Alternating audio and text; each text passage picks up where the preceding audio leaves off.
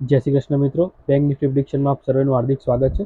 મિત્રો, બેંક નિફ્ટીમાં આજના માટેનું આપણું શું એનાલિસિસ હતું મંગળવાર માટેનું, અને બેંક નિફ્ટી આજે કેવી રીતે કામ કર્યું સૌથી પહેલાં આપણે એ સમજી લઈએ. તો બેંક નિફ્ટીમાં અહીંયા મેં તમને એક લેવલ આપ્યું હતું. કાલે આ લેવલ આપણે આવી રીતે અહીંયા ડ્રો કરી રાખ્યું હતું. આ લેવલ લગભગ આપણે 51,250નું મેં તમને લેવલ કર્યું હતું. અહીંયાથી મેં તમને એક પીની પોઝિશન રેકમેન્ડ કરી હતી, અને એસએલ મેં તમને આ કેન્ડલનો હાઈ એટલે 51,280નો મેં તમને એસએલ આપ્યો હતો. જો તમને મિત્રો યાદ હોય તો મેં તમને આ મારા ટ્રેડને સૌથી બેસ્ટ ટ્રેડ કહ્યો હતો. કાલના એનાલિસિસમાં આપણે કહ્યું હતું કે આપણા માટે જો આ સિચ્યુએશન બને તો સૌથી બેસ્ટ હશે, અને આમાં જ આપણને સારો પ્રોફિટ બની શકશે. તમે જોશો મિત્રો, આજનું માર્કેટ ક્યાંક ને ક્યાંક અહીંયા ઓપન થયું, ડેટ ઓપન થયું.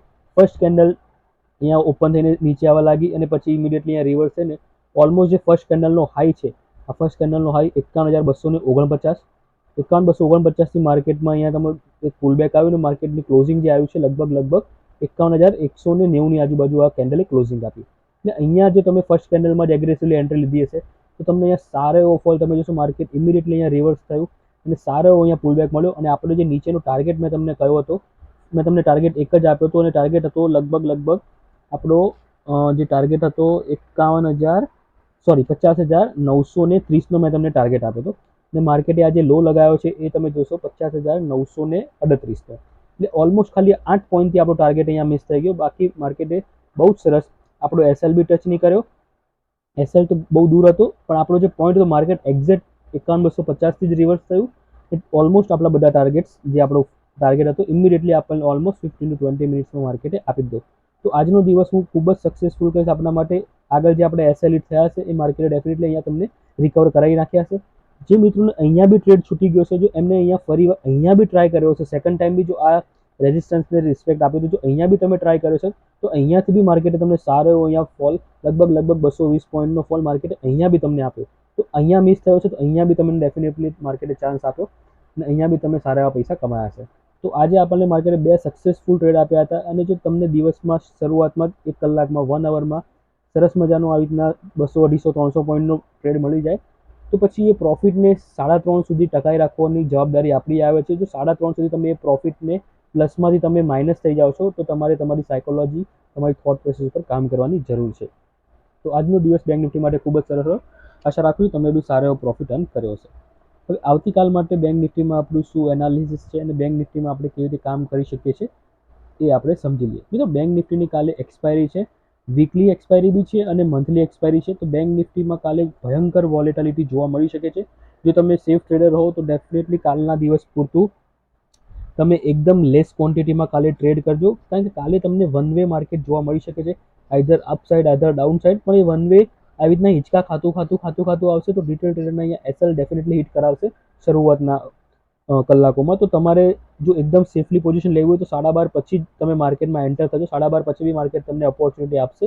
અને જો આપણે સ્ટ્રેટેજી પ્રમાણે તમારે ટ્રેડ લેવો હોય તો એકદમ તમે લેસ ક્વોન્ટિટીમાં ટ્રેડ લેજો, જેથી કરીને તમારો એસએલ હિટ થાય તો તમારો લોસ એકદમ નાનો થાય. જે તમે આજે પ્રોફિટ કર્યો છે એટલીસ્ટ એના 50% તમે લોસ કરજો, એનાથી વધારે લોસ ન કરતા. 50% બી બહુ વધારે કરી રહ્યો છું, કારણ કે આપણે એક ટ્રેડથી માનવા નથી. જો એક ટ્રેડમાં લોસ થયું તો આપણે ડેફિનેટલી બીજા ટ્રેડ એ લોસને રિકવર કરવા માટે લઈશું. તો એટલા માટે મેં તમને 50% આપ્યું છે કે માની લો તમે આજે 10,000નો પ્રોફિટ કર્યો હોય તો કાલે તમારે 5,000થી વધારે લોસ નથી કરવાનો. આ વસ્તુ તમારે ખાસ યાદ રાખવાની છે. તો આવતીકાલ માટે બેંક નિફ્ટીમાં હું સૌથી બેસ્ટ વસ્તુ એ જોઈ રહ્યો છું કે બેંક નિફ્ટીમાં તમે જોશો કે આ એક પોઈન્ટ માર્કેટ એક મોમેન્ટ આપ્યા પછી માર્કેટ આ પોઈન્ટ ઉપર એક સ્ટેગ્નન્ટ લાવી. માર્કેટ ઓલમોસ્ટ અડધાથી ઉપરનો દિવસ માર્કેટે આ જ એક રેન્જમાં માર્કેટે સ્પેન્ડ કરી નાખ્યો, અને પછી લાસ્ટમાં છેલ્લી 5 મિનિટમાં માર્કેટે આ રેન્જને બ્રેક કરી છે.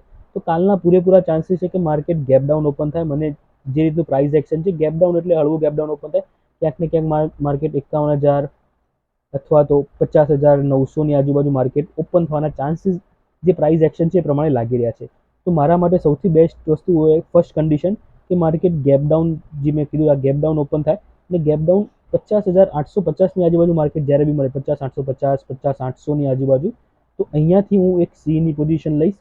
સીની પોઝિશનમાં તમને સારા એવા જો માર્કેટ આજના ગેપ ડાઉન ઓપન થાય છે, માર્કેટ નીચે આવે છે તો આવા દેવાનું છે 50,800, 850ની આજુબાજુ તમારે એક સીની પોઝિશન ટ્રાય કરવાની છે. તમને વન વે આવી રીતનો માર્કેટ મળી શકે છે, વન વે, અને લગભગ 51,250, 400 સુધીના બી ટાર્ગેટ્સ તમને આપી શકે છે જો ફ્લોમાં જશે. તો આ સૌથી બેસ્ટ ટ્રેડ મારા માટે રહે કાલે. 50,850, 50,800ની આજુબાજુ, 50,800ની આજુબાજુ તમારે કોલની પોઝિશન ટ્રાય કરવાની છે. 850થી બી લઈ શકો છો. જો તમે એસએલ મોટો રાખતા હો તો અહીંયા લેસ ક્વોન્ટિટીમાં તમે ટ્રેડ લેજો. સેકન્ડ વસ્તુ એ વસ્તુ કે માર્કેટ અહીંયા ફ્લેટ ઓપન થાય, ફ્લેટ ઓપનિંગ ક્યાંક ને ક્યાંક અહીંયા ઓપન થાય અને માર્કેટ ફ્લેટ ઓપન થઈને ઉપરની સાઈડ લેવલને બ્રેક કરે છે 51,410. 51,410ની ઉપર આપણે કોલની પોઝિશન લઈ શકીએ છીએ. ટાર્ગેટ્સ ઉપરની સાઈડ આપણા 51,750, 51,900 મેક્સિમમ આટલા ટાર્ગેટ્સ આપણને જોવા મળી શકે છે. તો અહીંયા ફ્લેટ ઓપન થઈને જાય છે. આ સેકન્ડ કન્ડિશન આપણા માટે બેસ્ટ છે. થર્ડ કન્ડિશન ગેપ અપ, જેના ચાન્સીસ થોડાક ઓછા છે, પણ જો માની લો ગેપ અપ થઈ બી જાય છે અને 51,410ની ઉપર ગેપ અપ ઓપન થાય છે, અહીંયા ગેપ અપ ઓપન થાય છે, તો એ જોવાનું છે કે માર્કેટ ગેપ અપ ઓપન થઈને ઉપર જાય છે કે ગેપ અપ ઓપન થઈને નીચે આવે છે.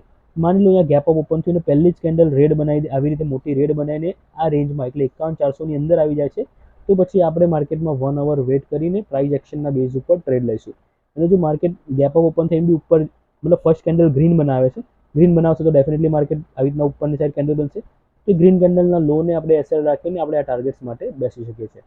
તો કાલનું એનાલિસિસ મિત્રો એકદમ સિમ્પલ છે. કાલે બસ એક વસ્તુ યાદ રાખજો, જો તમે ખોટા ટ્રેડમાં ખોટા ટ્રેડમાં તમે બેઠા તો તમારી પૂરેપૂરી કેપિટલ ઝીરો થઈ જવાના ચાન્સીસ છે. કાલે માર્કેટમાં એવી વોલેટિલિટી જોવા મળી શકે છે. તો તમારે એકદમ લેસ ક્વોન્ટિટીમાં ટ્રેડ લેજો અને બહુ જ લાલચ ના કરતા.